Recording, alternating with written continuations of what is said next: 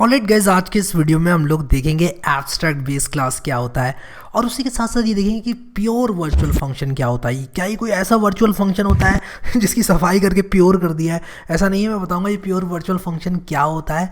जैसे कि होता है ना, प्योर घी प्योर करके लगाते हैं, मतलब मार्केट में सामान बिकता है यार, आप तो सब जानते हो।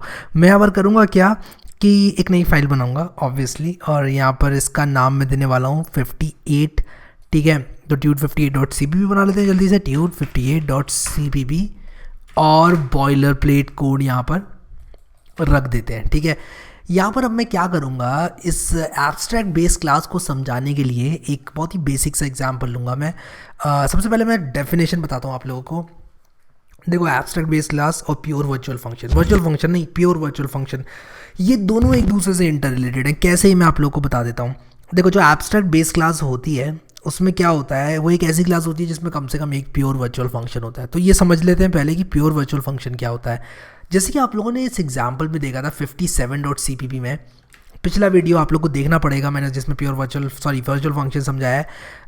उसको आप लोगों को देखना पड़ेगा अगर आप ये वीडियो देखना चाहते हो। तो बिल्कुल भी आप अकेले इस वीडियो को नहीं देख सकते। अगर आपको सिर्फ वर्चुअल फंक्शन समझना है तो 57-58 वीडियो। वैसे तो मैं कहता हूँ पूरा कोर्स शुरू से देखो, एक्सेस करो प्लेलिस्ट को, बीच में कुछ नहीं है।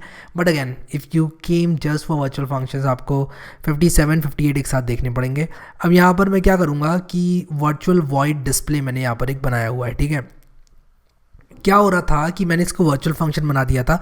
अगर मैं एक पॉइंटर बनाता हूँ बेस क्लास टाइप का, और उसके बाद मैं चाहता हूँ कि मैं बेस क्लास का ये फंक्शन डिस्प्ले नहीं बल्कि डिराइव्ड क्लास का जो डिस्प्ले फंक्शन है मैं वो यूज़ कर पाऊँ, तो मैं यहाँ पर क्या करता था, उसको वर्चुअल बना देता था।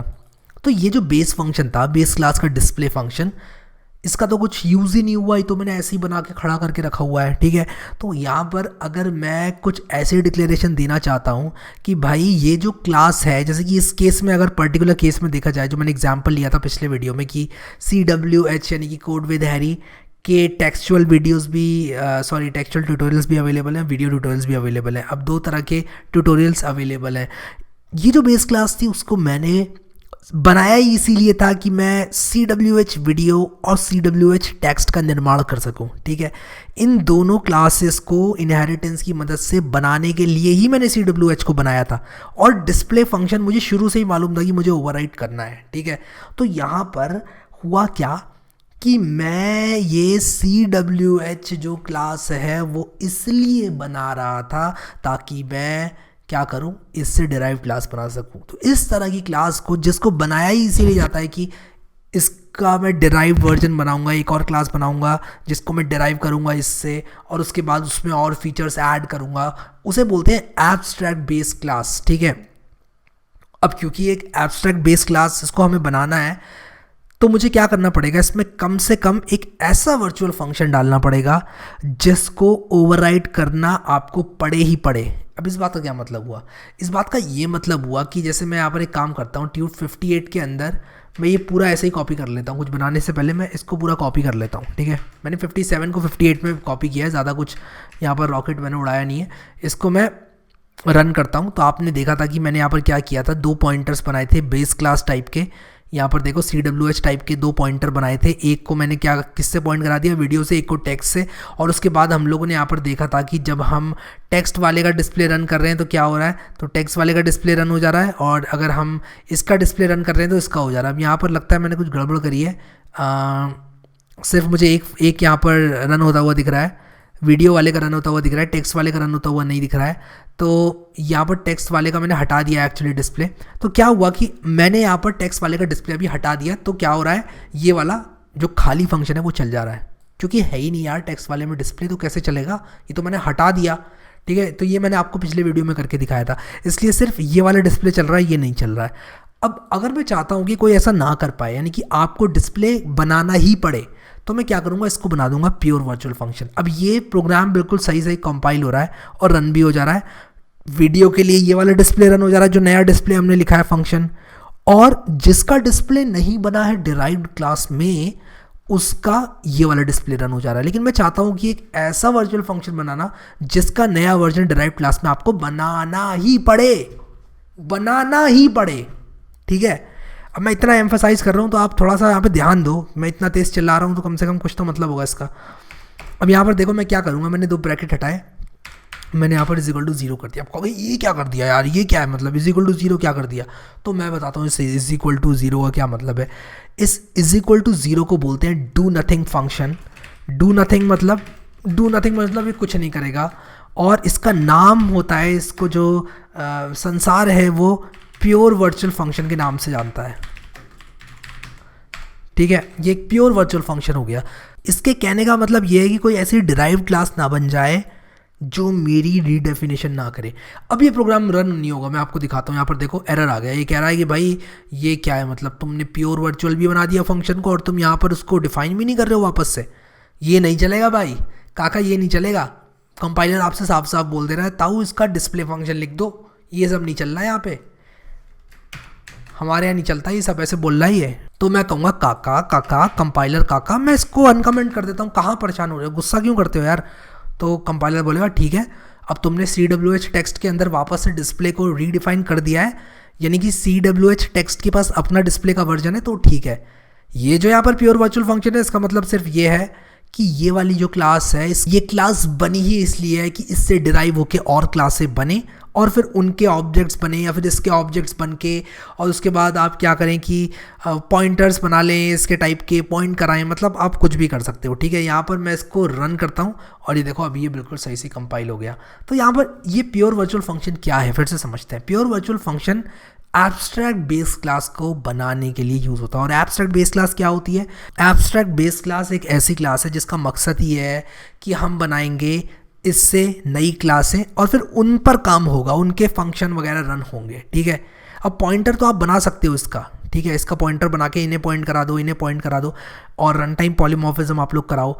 लेकिन ये जो डिस्प्ले फंक्शन है ये खुद रन नहीं होगा, ये बस ये कह रहा है कि भाई मुझे आगे जाके ओवरराइट कर देना, और करना ही पड़ेगा आपको, या आपके ऊपर यहाँ पर इम्पोज कर देता है डिस्प्ले का नया वर्जन राइट करना। ठीक है, इसे कहते हैं प्योर वर्चुअल फंक्शन। और एब्स्ट्रैक्ट बेस क्लास और प्योर वर्चुअल फंक्शन ये दोनों एक दूसरे से रिलेटेड है। कैसे रिलेटेड है? ये ऐसे रिलेटेड है कि एब्स्ट्रैक्ट बेस क्लास का मतलब होता है कि एक ऐसी क्लास जिसको आप ऑब्जेक्ट्स क्रिएट करने के लिए यूज़ नहीं कर सकते। इसका मतलब ये होता है कि ये डिज़ाइन ही की गई है इसलिए कि आप इससे और क्लासेस इनहेरिट करें। ये डिज़ाइन कॉन्सेप्ट है ऑब्वियसली, जो कि हमने यहाँ पर इम्प्लीमेंट किया और देखा ही कैसे काम करता है।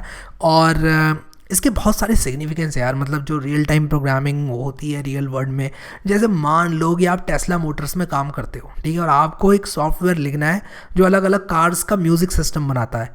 तो आप क्या करोगे, एक बेस क्लास बना लोगे, जैसे कि एक म्यूज़िक सिस्टम करके बेस क्लास बना लोगे। ठीक है, तो यहाँ पर अगर मैं टेस्ला मोटर्स मॉडल्स लिखूँ, टेस्ला मोटर्स मॉडल्स, ठीक है, यहाँ पर अलग अलग मॉडल्स आ गए, मॉडल S है, मॉडल X है, मॉडल 3 है, अलग अलग तरह के मॉडल्स हैं यहाँ पर।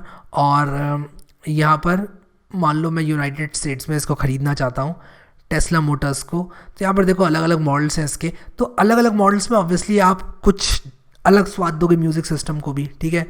और उसके लिए आप क्या करोगे, एक बेस म्यूज़िक सिस्टम उसकी क्लास लिख लोगे, क्योंकि यार एक बेस म्यूज़िक सिस्टम में कम से कम डिस्प्ले होगी, वो गाने का जो आपका ट्रैक होता है वो दिखाएगा कितने मिनट कितने सेकंड्स बीत चुके हैं, और वो सब आप बेस क्लास में डाल दोगे।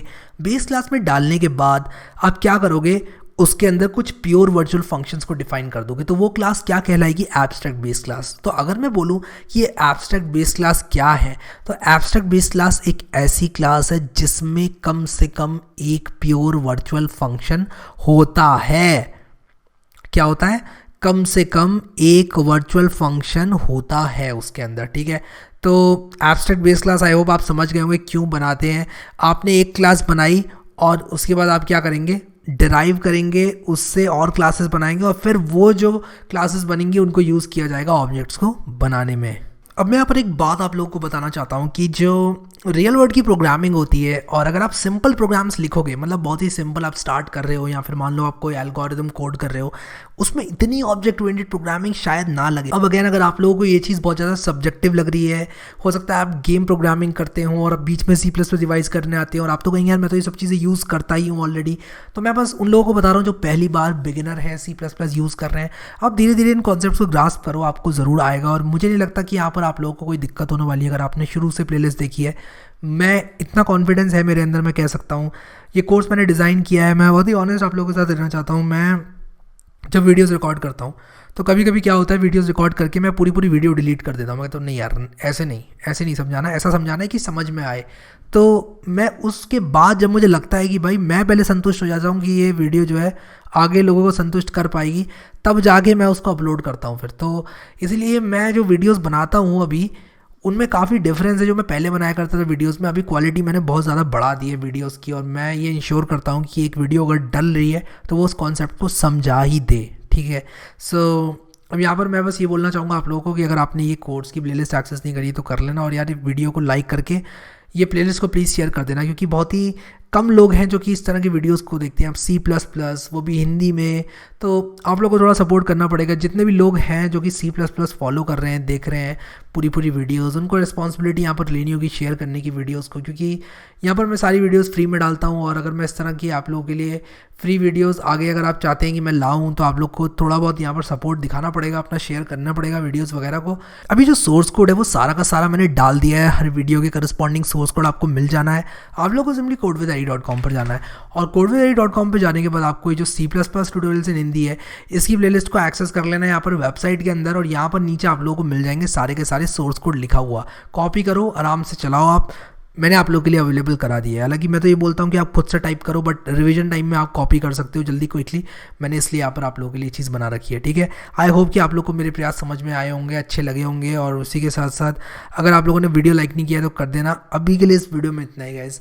Thank you so much guys for watching this video, and I will see you next time.